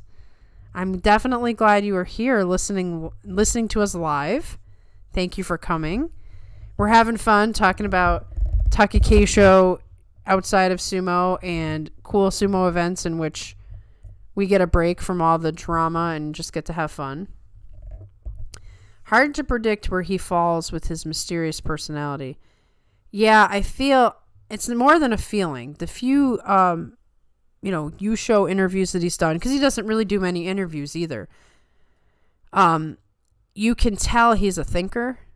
He spends a lot of time pondering, and he sees that there's like a lot more to things than just what's surface level. So it is hard to tell. Has he spent a lot of time thinking about these sorts of things? What is his philosophy? Basically, the only Takakeisho we're allowed to see is the one who's like, I'm coming in to win, and I'll break every one of my limbs to stay Ozeki. And then somehow I'll just miraculously recover enough to come back and fight and keep Ozeki, and I'll break a different body part. And we'll just continue on and on until it's over. I mean, at this point, he's got knee problems, serious neck problem, pectoral muscle. The fingers, everybody's got broken fingers. He probably had more concussions than anyone can count. I mean, obviously that's how he got the neck injury. He has cracked his skull so hard, so many times. I don't know how he even stands. So, the poor man has done enough. He was so close to being Yokozuna, it hurts. Nothing hurt me more than watching Hakuho wipe the floor with him in that December practice session right before his Yokozuna promotion. I felt like that was his time. Had Hakuho not come and done that and basically just killed Takakeisho's motivation, maybe that would have been it. Takakeisho seems to me he never had the zen, body, mind, and spirit to be the one to become Yokozuna. He's his own worst enemy, wanted it too much. There's some truth in there, but I think there's some nuance.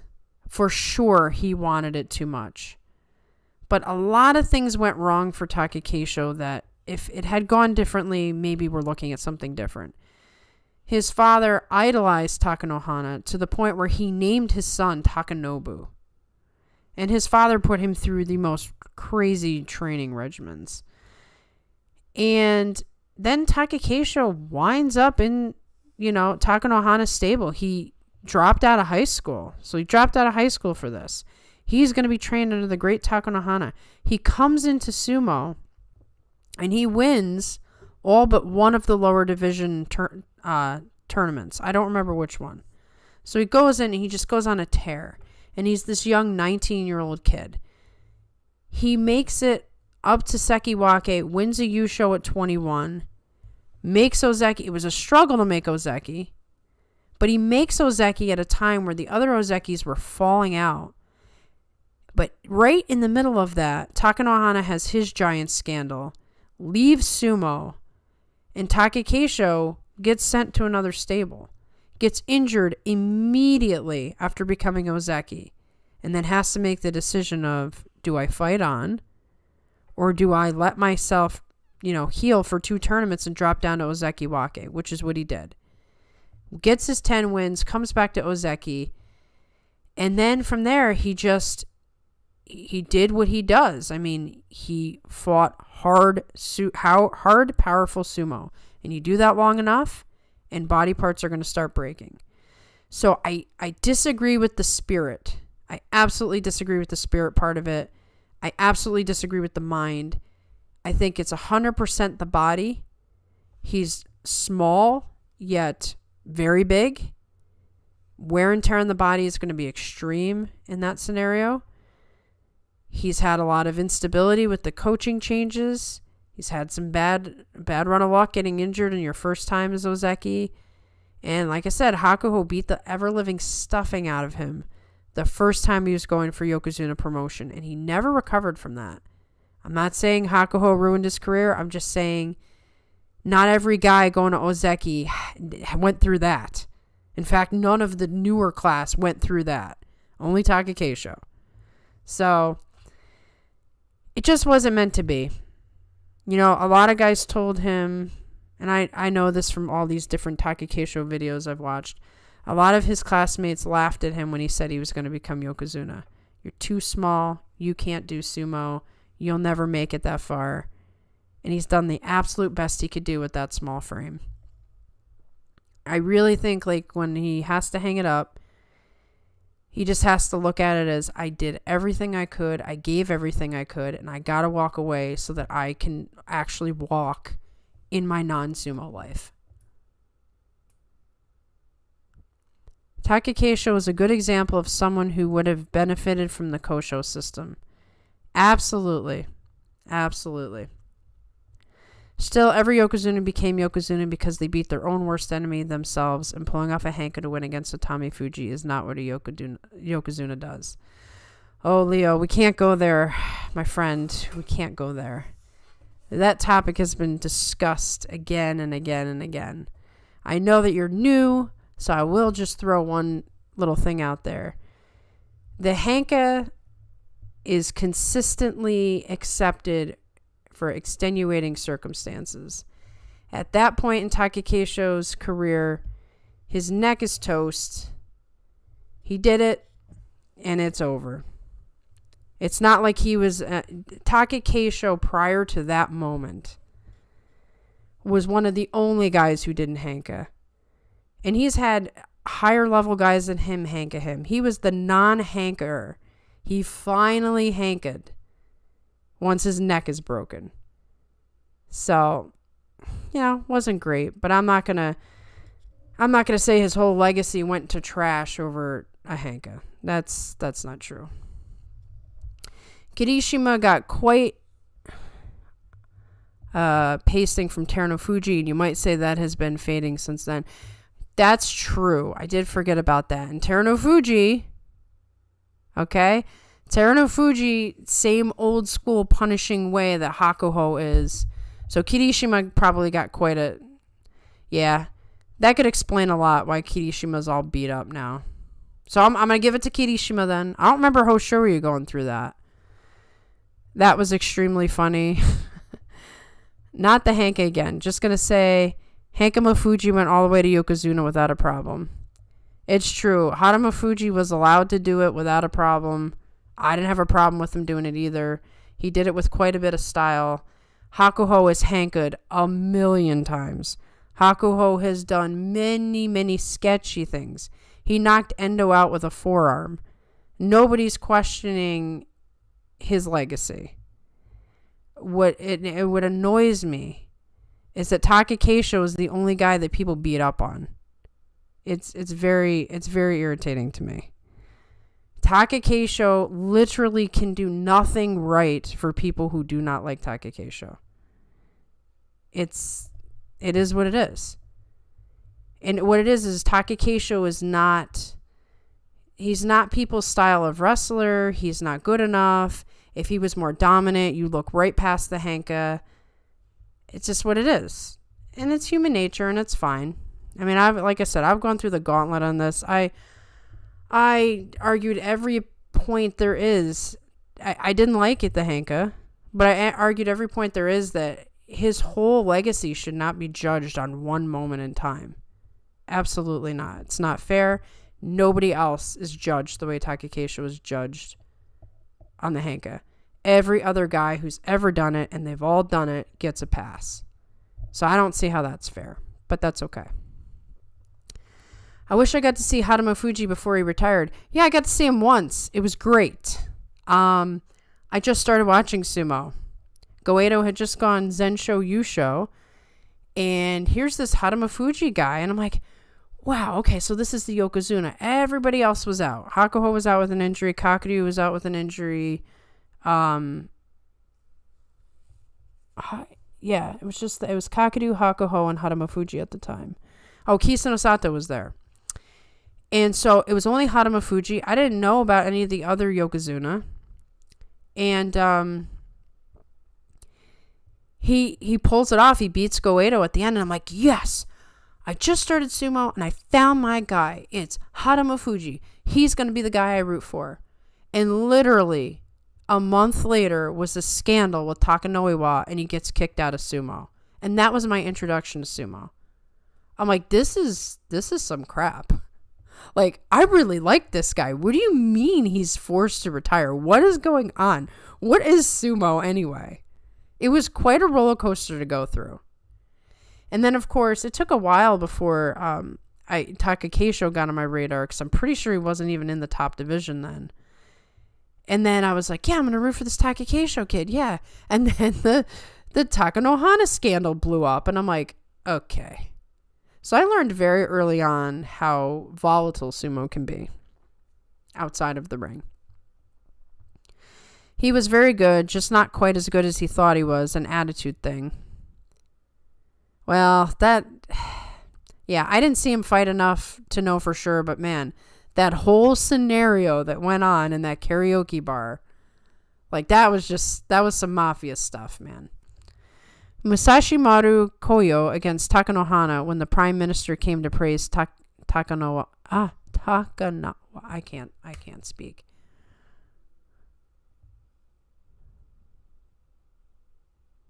Takanowaka. Oh, his brother, right? You've probably been watching a long time then, Leo. You've seen it all. You've seen all the different variations of things that have gone on. Sumo is always more fun with multiple Yokozunas. We were so spoiled in that little period of time where it's like 4 Yokozuna. That was awesome. 4 Yokozuna, 2 solid Ozeki. I mean, they were doing the Kadoban thing, but that was good stuff. I kind of miss it. By kind, I mean I really miss it. What about Abi? People get mad at that match against Takayasu, but if you get injured by Henka, I mean, come on. I don't know. People already hated Abi, so it's kind of hard to say. I don't know if I hear so much about that particular Henka. I think people kind of forgot about it because it was in the playoff. But I don't know. You're going to have to tell me. I don't remember. Like, I don't remember if people specifically went after him about that one. But I could see them doing that. Takanowaka was playing mid-game against Musashi Maru, and Musashi Maru pulled off a really cool Henka so he can come into a playoff, but at the playoff he did not pull a Henka. Well, that's also what's really tricky is that, especially in the Taka Keisho situation, there was the playoff, He already beat him in regulation, so things get weird in the playoffs, period. Even like silly losses sometimes happen in the playoffs. So that intensifies everything when something like that happens in a Henka.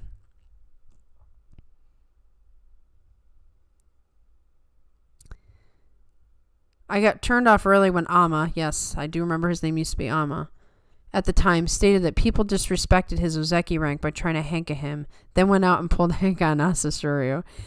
Hadamo Fuji Henka'd all the time, so he really shouldn't. No wrestler should complain about the Henka outwardly unless they've really. I think there's one guy who's allowed, maybe 2 guys. I can think of 2 guys I've never seen Henka: Takayasu and Hokuto Fuji. And maybe Takada Fuji. There's a few guys, like, if they wanted to complain, I would listen to them. Fair. No, I discovered and loved sumo almost since a year. Oh, okay. So you're diving into the history to learn about some of this stuff. Hankas can be cool. They call it the Mongolian hanka, the way that Haramafuji, Hoshoryu, and Asashoryu did the hanka. It's like you do engage, but then you shift to the side a little bit. And so it looks really cool and really slick. So, I mean, the hanka is always going to make people mad. It's just what it is. Mad because their guy pulled it and they're like, leave my guy alone. Mad because they pulled it on someone that somebody else liked. Just what it is. I don't think anybody can ever argue a position that will change anybody's mind. Haramafuji and Musashi Maru were the other two who won 11-4 Yusho with Takakeisho, I think. Interesting. You're right, Bob, and that's only 3 in the last 28 plus years. Oh, man. Man, that stinks. Well, yeah. We might see another one right now. We might see 11-4 Yushos for the next 6 Basho at this point. In a playoff, pulling a hanka is just not cool, in my opinion, if you want to win too much. Yeah, but honestly, it's a split-second decision. You don't plan. I'm going to hanka. And the amount of pressure and everything going on, like, it's hard to judge a man. It's hard to judge a man in that situation. I know it's distasteful. I know people don't want to see it that way. They want to see a match. But I've seen matches where a guy falls in the playoff. And it's still disappointing. The result was disappointing no matter what. But it is what it is. It just is what it is. I don't think Shota ever pulled a hanka. Not on purpose anyway. Certainly not on purpose, but the things that he does, they're a little odd. More despair, more hanka in the playoffs. Oh God, we might get a hanka in this playoff. You don't know. The jump over the guy technique Mainumi did was the best kind of hanka. Although, is that a hanka? He's still moving forward. Good point. But hanka means change. So I don't know what the definition of hanka is in terms of technique. But in terms of definition of the word, anything that's not exactly the way that is expected in the tachiai would be considered a hanka. Which I know they're not going to do that because, like I said, Hakuho has done some weird stuff. Like go way back from the Shikiri-sen and not actually do a tachiai at all, and that's not considered a hanka. I saw a beautiful hanka by a 250-pound wrestler against Konishiki, who outweighed him by 400 pounds. Oh my goodness. And let me tell you something. Many wrestlers have hanka Takakeisho, and it's the worst. Because Takakeisho, for years and years and years and years and years, never hankaed a soul. And he gave everybody the up close and personal, you're getting all of my output. And me, Takayumi, in particular, used to like to hanka Takakeisho. And so here's Takakeisho, full force. I'm going to blast into your chest. And the guy is not there, and Takakeisho's flat on his face. It had to be very annoying and embarrassing. So he's put in his time of being hanked before he ever pulled one. And me, Takayumi, has done it to him. I don't know if it was a playoff, but it was for the Yusho. So it's happened to him. If only all wrestlers put as much thought into their matches as he did. Which person? Oh, Hakuho. I missed that. Hakuho played 4D chess. Yeah, I mean, watching him work was a marvel. Really. Even when he angered you, I mean, there's plenty of times I was angry at him. Like, I hate him. He's like, can't believe he just did that. And then I would respect it later because I'm like, but no one's as great as him. It's hard to stay mad at somebody who's this great at what he does. I remember Hakuho's bouts with Tochiozan. Once he bowled him over before the Gyoji's paddle was turned the right way, and then he did this slap in the face at the old Tachi. Oh yeah, he fought real dirty at the end of his career. And everyone just let it happen. I don't know who you blame, because I don't want to play blame games, but the guys right before Takakeisho set some precedents that these things were okay. Like, the days of old of being honorable, they're thrown right out the window. And Ozeki, and especially Yokozuna, is able to deal is able to have to deal Hanka, in my opinion. Hoshoryu, for example, is so good not getting Hanka, and when he does a Hanka, like last Basho or Yusho, it was late speed. Yeah, but you're arguing semantics here. You're actually saying that it's okay for Hoshoryu to Hanka and not okay for Takakeisho to Hanka because you prefer his style, which is fine. I mean, if that's how you feel, but once again, I take exception with the idea that Takakeisho's legacy is marred by this one moment in time. That's a little bit too much. Hoshoryu isn't Yokozuna material yet either. That's why he's Hoshoryu Ozeki. It's too tough to guess when the next Yokozuna will show up. I give up on that. Yeah, I'm not going to do that. Nobody seems ready. It's a hard threshold to cross. Yes, the Hoshoryu Hanka is still a very raw product since he manages to hit chest to chest. Hadamafuji would never let that happen. Hey, I gotta say, you know, Hoshoryu's Hanka is beautiful. Doesn't mean it doesn't irritate me at times. Like, part of it is you know what you expect and you know what you want, and the Hanka switches it up. So depending on your mood, or depending on the circumstances, you'll give a pass to a Hanka or you won't. And that's just what it is. Hey, Joe, good to see you. Honestly, I like Hankas. I'm all about them. Yeah. I mean, I did a whole video about Takakeisho Hanking, and I went the hardcore route of, and this was before Tommy Fuji. The first one he got in trouble for was Hokuto Fuji. People were very angry about that one. I did a whole video on it, and people really came at me and were like, no, you can't say, like, it's a legal move. You can't get on about it. There's plenty of upper rank guys who have done it in playoff situations, in Yusho situations. And it made sense. It made sense. And so I've just come to the conclusion of you like Hankas when you like them, and you don't like them when you don't like them. And there's really there's nothing you can say that really tells you, like, this is the rules for Hanka. As long as it's a legal move, it's just about whether I like this Hanka or I don't like this Hanka. Whether I feel like pursuing this Hanka, whether I don't. Takakeisho's situation was a real bad one because Tommy Fuji was loved.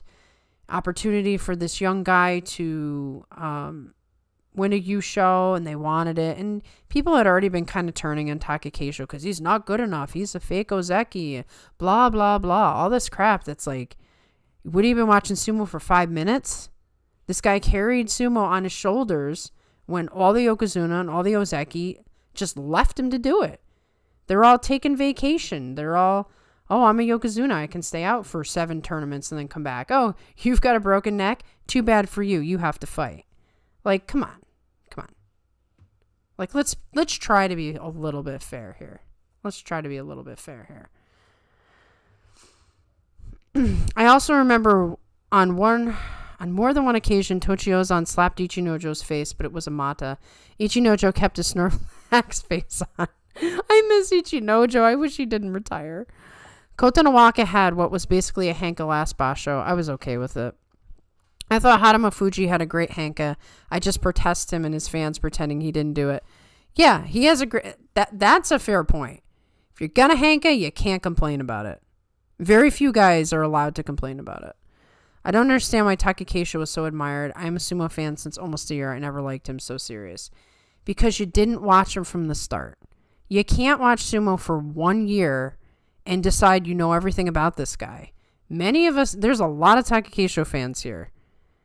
And as we've been watching him since he was a young kid, we know everything he's gone through. We've seen everything he can do. You're seeing the absolute worst of him because he has been destroyed by injury. So I can understand if you don't like him. I get it. But we like him because we know his history. And we've seen him in exciting matches. And we've seen him do amazing things. And we like him. We just do. I mean, my goodness, he won a Yusho at 21 years old. He had a great future ahead of him, and it just didn't happen. It doesn't take away. like all the years of watching the great matches with Teruno Fuji. Oh my goodness, this is a classic. The great matches with Takayasu. Oh, Taka Keisho made sumo fun in a period of time when we were losing a lot of really good guys. And now, unfortunately, the sun is setting on his career. So Leo likes Henka. People are so hypocritical. When I see people complain about Henka, it reminds me of the classic Simpsons meme. Old man yells at lawn. Taka Keisho isn't some people's cup of tea. To each their own. That's it.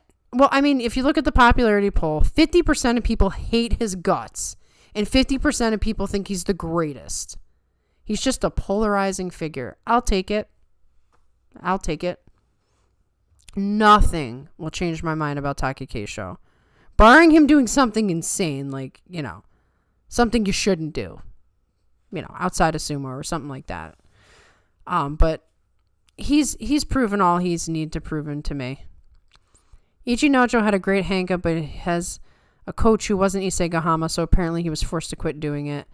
Well, Ichinojo, so much drama going on with him behind the scenes, so who knows what was going on there. I don't want to opine on something that was so serious. The serious allegations that were there. Chiyoshoma's coming back, more Henka for everyone. Yeah, when Chiyoshoma does it, no one complains. And why would you? Ichinojo Henka is like the whale jumping out of the water. Oh my goodness. I know, he did 10 digits since 2019. Wait, no Chiyoshoma Henka yet? Looking at him, I never thought Taka Keisho could be so good. I am now persuaded that having very short arms is the best sumo physique. Yeah, if you listen to Goose talk about it, he basically said, like, having those short arms allows him to get under guys. And since he's so powerful, like, there's nothing you can do if he can get under you. He did that. Okay, so in that one Yusho he won against Teruno Fuji just threw him like a bag of garbage. He hit the ground so hard and forced that playoff. And what happened in that playoff? Taka Keisho blasted that man who was in great shape at the time just right out of the ring. So it's like when he's on, you can't beat him. But unfortunately, if you break every body part, that's going to go away pretty quickly. Taka Keisho carried sumo on his back from 2019 to 2022. That's a fact.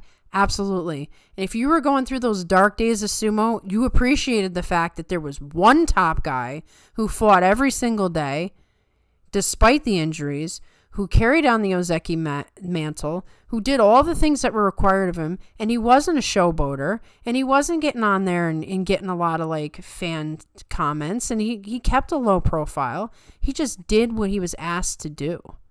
And when many guys couldn't even do that. I started watching sumo as Onosato started in Juryo, so I'm coming into sumo as he comes into it. He'll always be my guy, underage drinking or not. It's very fun when you first come into sumo and you've got like the new guy coming in and you get to sort of grow with him. That's what happened for me in Taka Keisho. So I hope your Onosato journey is a very, very good and fun one, and I hope he becomes Yokozuna. Yep, Taka Keisho is sumo's Atlas. Absolutely. And the reason no one talks about it is because everybody ignored him during that time too. Like everyone's been giving him flack forever. And it's like, fine, whatever. He doesn't need your praise. So just go in and do his job and get beat up in the process. But in one context, if you were to become Yokozuna, you fight in the playoff without Henka, fight face on. That's why Rikishi becomes a sumo god, i.e. Yokozuna. I don't know what to say to you about it, Leo. I mean, you really haven't seen all the stuff that's gone on in sumo, the changing, the ideal that's there, but then the reality of what actually happens. You've made up your mind on it, so I'm not going to try to change it. Nothing will change my mind about Taka Keisho, so we're at a stalemate here. Onosato is just too perfect, too set up to be the next top guy. I can't like him. Yeah, that's very you. Habab Gob, a whale jumping out of water. The underage drinking thing, we literally know no details. It was in no way even close to Hokuseiho. I don't like people comparing the two, but oh well. Yeah, we really don't know what was going on there, and everybody's doing sketchy stuff, and really they need to just, like, cut it out everywhere and stop saying it's okay for this guy to do it, but not this guy. And, it's such high school drama. No, I think his personality is so serious. His entourage are scared of him. That's what I have the impression. Just because he's Japanese, Leo. Do you know how serious the Japanese are? He's just representing as a Japanese man who understands the weight of his responsibility. That's it. That's it. If you've seen pictures of him outside of the ring, he's laughing and having a good time. There are plenty of videos, him and Daisho just cracking each other up, and Daisho getting up there and saying how much of an inspiration Takakeisho is to him. The dude's awesome outside of the sumo ring. He's got to be that way in the sumo ring. He has expectations of him. It feels like salt in the wound is the problem with Onosato. Yeah, I mean, they told him, hey, you can't be strutting your stuff. You have to be in the back because of what happened. I think to become Yokozuna, you have to beat your own enemy, and he wanted to have it too much. If you don't want it enough, you're Shodai. Because I'm new, why do you call it the dark days? Because there were days that were far more stable than now. Things are really chaotic right now. It's a little hard to digest, but we're getting through it. Particularly the injuries. It's the dark days because we are losing so many talented guys to injury that we're never going to get to see their potential because of it. And the same magazine that broke the Hokuseiho story said Onosato did it as a hazing ritual, so bullying was still involved. Yeah, see, we got tabloids, we got people going at each other. Like, this is all, it's all suspect. I don't know what to believe anymore. Yeah, Takakeisho's biggest enemy shifted from his mind to his body, which happens with people who care. I mean, I'm never going to hate on a man who cares about what he's doing. I also believe the JSA would not have the JSA give him Yokozuna because of the Yokozuna. Well, the JSA was never going to give it to him. First of all, they were very mad at Takanohana. That whole thing was bad. Okay? And this was Takanohana's star. He got shifted to the corner immediately, which is what I was afraid would happen to Haku Oho with Hakuho. Because that what sumo and Japanese culture is about, honor. Please, no injury, Onosato. Sounds good, Leo. Only the facts are against you. Onosato has a likable face. He does have a likable face. Who hasn't been involved in underage drinking? All of them, including the guys who are, going after Onosato. Like, have some standards. I mean, I'm fine with, you cracking down on bad behavior, but have some standards. Don't pick and choose who's a good guy and who's a bad guy. No, I respect Keisho's achievement, but his personality, his ego, his mind, and his own worst enemy. I encourage you to look at some older Chris Sumo videos. Look up Chris Sumo, search Takakeisho, learn a little bit more about him. Now, Kirishima, that's a punch of face. What? Oh, no. What is wrong with you? Yes, Kirishima does seem nice. I rarely saw him smile on exhibition. Yeah, probably because every part of his body hurts and he's forced to be there. Watch some old videos, Leo. Please. As a favor to me, go watch some old videos of Takakeisho. Yes, because also soon there will be no Yokozuna, and that might be a bad omen. That is the other part of the dark days, for sure. I want to see a no Yokozuna tournament. I don't like Kirishima, and I don't know why. Man. I think the hater vibes are wearing off on you. That's the problem here. It's Monster and Mitch. They're getting to you. Don't let them get to you. I just want to see it. My favorite pre-match ritual is Atami Fuji's arm swings. I love it. Yeah, those are great. I mean, it's hard not to love Atami Fuji. He is a very lovable guy for sure. Yes, once Terra retires, I feel that everyone will get Super Saiyan boost. Yeah, they will. For a time. Then a new Yokozuna will rise. You missed Takamiskari, Joe. He was hard to believe. Takamiskari the legend. I will search for it. I encourage everyone to search old matches, to see the old days, so you can understand the context of these conversations, if you haven't seen the old days. Kisa Onosato becomes Yokozuna, the only Ozeki one not winning 2 consecutive tournaments. I love Kisa Onosato. He got the respect of Hakuho. Yeah, and Kisa Onosato hurts himself, is allowed to stay out for an entire year. No demotion, no problem. Meanwhile, Taka Keisho's out there being the only top guy, getting the stuffing kicked out of him. And Kisa Onosato retires with all this honor and glory, and Taka Keisho's just like the guy they kick around. Yeah, he's a sucky Ozeki. Yeah, well, if the Yokozunas did their job, he wouldn't have gotten beat up. How much of a hater am I really? Am I truly a hater or just a hater wannabe? You're a hater wannabe. You're not really a hater. Mitch is a hater. I'm disappointed he didn't come. Because now I'm going even longer than usual. And I'm supposed to get up at 2 in the morning. Thank you, Leo. I highly encourage you to watch Taka Keisho's older bouts. You might feel very differently about him. The best nickname I've heard so far for Takayasu, Hair Bear. I haven't heard that one yet. If we want to talk about double standards, Kisa Onosato and Taka Keisho. Oh, yeah. If Kisa Onosato could have come in and been, the Yokozuna, Taka Keisho's career might not be over. I knew I'm just a wannabe. I'm not saying you're a hater, Leo. I am saying Monster and Mitch are haters. And it's kind of a running joke in here. Because they hate on people for fun. So I am not referring to you. And this is tongue-in-cheek joke. Sorry. If you're new here, you have no idea the nonsense that we say in here. So sad. I can feel the hate taking over. Meisei Kirishima. No, don't do it. You've spent too much time around these guys.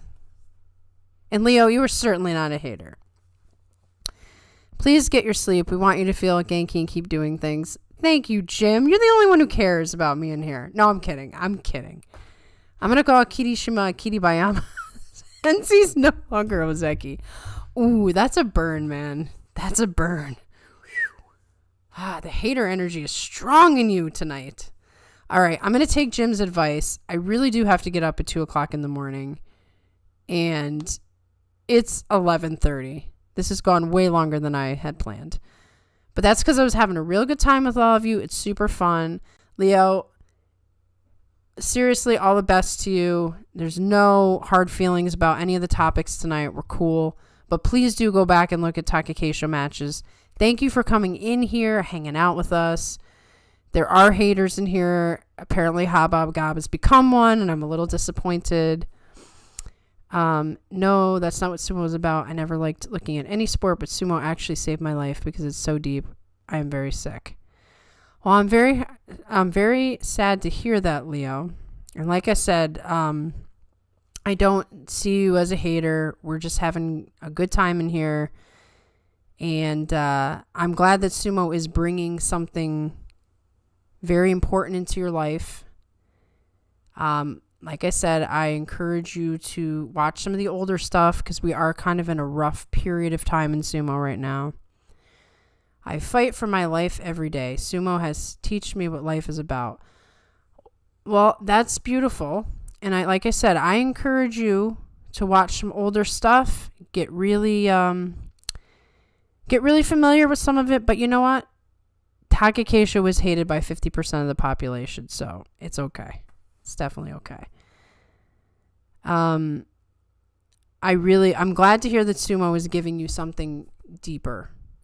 Because I do feel as well that sumo has so much to it. And that's why we all care so much. And Habab Gab says, yes, Leo, keep coming back. It was fun having you here. Yes, please come here. We're having fun. We're kidding around. Trying to be lighthearted because a lot of us are a little disappointed about all the injuries. But it's all good, Leo. I hope you'll come back again. I hope the tournament is great for all of you. If some of you want to come and listen to me at 3 o'clock in the morning or whatever time it is for you, feel free. We will be on Salt City Sumo, Sunday Morning Sumo Show. That's the new name. Doing it live.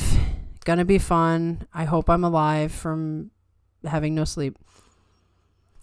Can you announce to me when you do the next Sumo Live Talk? Yes, Leo, look in the community tab. That's where I make all of the announcements. It's the only way I can communicate with people. So go to 42 Opinions, check the community tab. I put all of the schedules in there. I let you know when things are coming. There will be a recap show coming. We'll record it on Sunday, and then live chat will be available Monday or Tuesday. Don't know yet. I will put it in the community tab. Please check. Monster, it's awesome if you'll be there. Yes, Monster, I feel depleted after all that hate today. Leo, the podcast has different times depending on the day. So like I said, check out the community tab. Please, please, please just go to the 42 Opinions YouTube channel, click on the community tab. All announcements for shows are there. Being a hater is hard work, but you will feel rewarded when you are like Mitch this basho. I have no hate, but I enjoy all of your hater ways. Oh, haters, stay winning, by the way. You guys are hilarious. All right, it was fun hanging out with you guys, especially this basho. Hope some of you will come on several hours from now, and either way, we will have our recap show. Please, all of you, check the community tab, because I don't know which day I'm going to premiere it, because in America, it's Memorial Day on Monday, which throws the whole schedule into chaos.